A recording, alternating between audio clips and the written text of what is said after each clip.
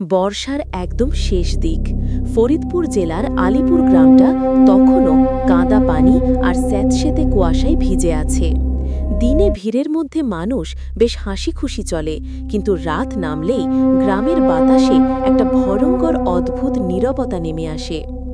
বাতাসের দমকা শব্দের সঙ্গে এমন অনুভূতি হয়, মনে হয় যেন কেউ খুব ধীরে ধীরে কারো ঘাড়ের পেছনে নিঃশ্বাস ফেলছে।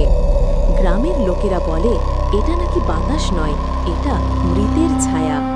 যারা হারিয়ে যায় কিংবা ডুবে মরে কিংবা বেঘোরে মারা যায়, তাদের ছায়া নাকি এই বাতাসে নিঃশব্দে হাঁটতে থাকে।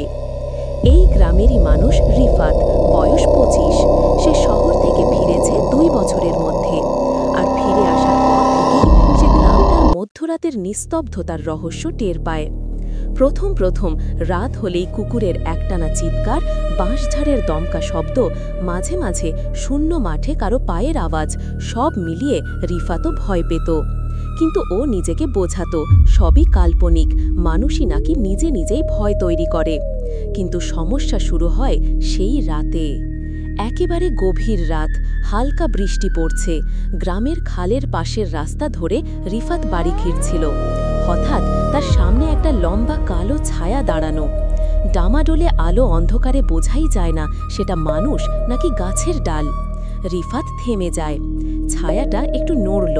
ঠান্ডা একটা শিহরণ রিফাতের পিঠ বেয়ে নেমে গেল। সে গলা শুকিয়ে যাওয়া স্বর দিয়ে বলে, কেউ আছেন? উত্তর নেই। আরও কাছে গেলে রিফাতের মনে হলো এটা কোনো মানুষ নয়, কোনো অদ্ভুত আকৃতির ছায়া, যেন কারো দেহের ওপর অন্য কারো মুখ বসানো।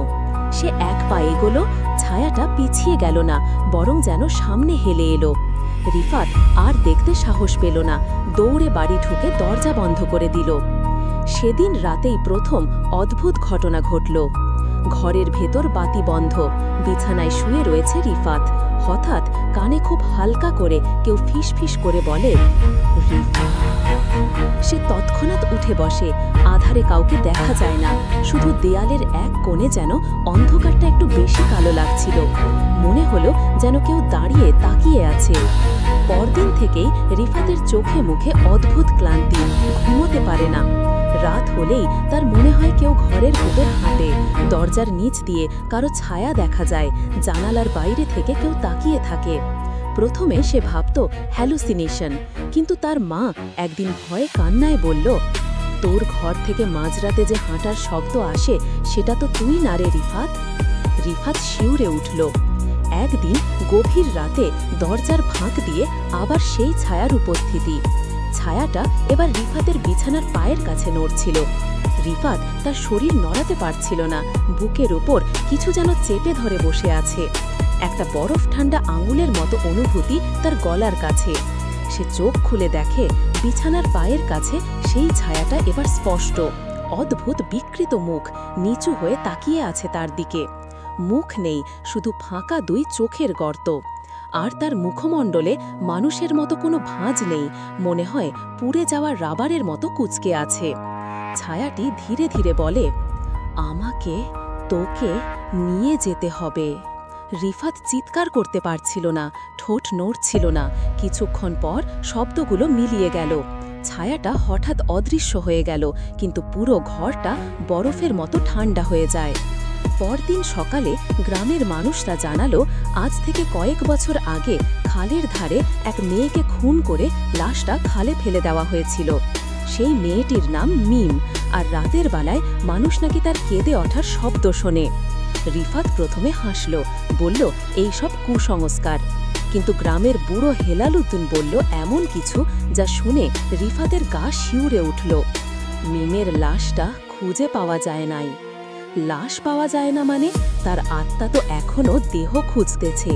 রিফাত ভেবে থমকে যায়। যেই ছায়াটাকে সে দেখছিল তার মুখ বিকৃত ছিল আর চোখের গর্তগুলো ফাঁকা। এটা কি সত্যি সেই মেয়েটির ছায়া? তারপর রাতগুলো আরও ভয়ঙ্কর হতে থাকে। কখনো দেয়ালের কোণা দিয়ে দুটো ফাঁকা চোখ ঝিলিক দেয়, কখনো রিফাতের বিছানার কাছে কেউ বসে থাকতে দেখা যায়, কখনো কেউ হঠাৎ তার কানের কাছে দাঁড়িয়ে ফিসফিস করে, তুই আসবি আমার সাথে? একদিন হঠাৎ সন্ধ্যার পর রিফাত নিখোঁজ। তার মোবাইল, চশমা সব বাড়িতে আছে। বাড়ির দরজাটা আধা খোলা, কিন্তু ভেতরে কেউ নেই। খোঁজাখুঁজির পর গ্রামের লোকেরা খালের পাশে রিফাতের চটিজোড়া খুঁজে পায়, কিন্তু মানুষটা নেই। গ্রামের কয়েকজন বলে সেদিন রাতে তারা দেখেছে খালের ওপর দাঁড়িয়ে একটা কালো ছায়া ধীরে ধীরে জলের নিচে নামছিল, আর তার পিছনে আর একটা মানুষের অবয়ব গেল 2 হাত তুলে সাহায্য চাইতে চাইতে। হেলালুদ্দিন পরে বলল, যাহা লাশ না পায় তাহার ছায়া অন্য মানুষ সরে টানে। রিফাত আর ফেরার না। এরপর থেকে খালের ধারে রাতে বাতাস আরও ঠান্ডা হয়ে যায়। কুকুরেরা নিরবচ্ছিন্ন চিৎকার করে, আর রাতে বাতাসে ভেসে আসে সেই ভয়ঙ্কর ফিসফিসানি, আরও একজন দরকার। লোকজন বলে এখন 2টো ছায়া নাকি একসাথে হাঁটে, একটা মেয়ে একটা ছেলে, অন্ধকারে দাঁড়িয়ে থাকে ঠিক খালের ওপরে। আর তুমি যদি খুব গভীর রাতে ওই পথ দিয়ে যাও, তারা নাকি ঠিক তোমার পেছনে এসে দাঁড়ায়।